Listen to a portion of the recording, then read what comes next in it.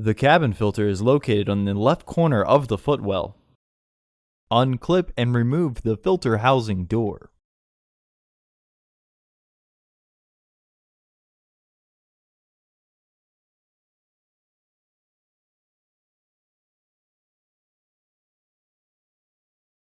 Remove the old filter from the housing and clean out any debris inside.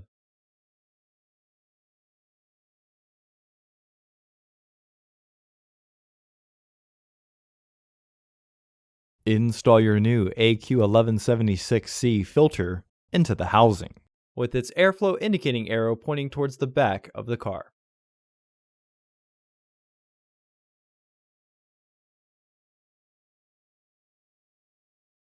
Reinstall the filter housing door.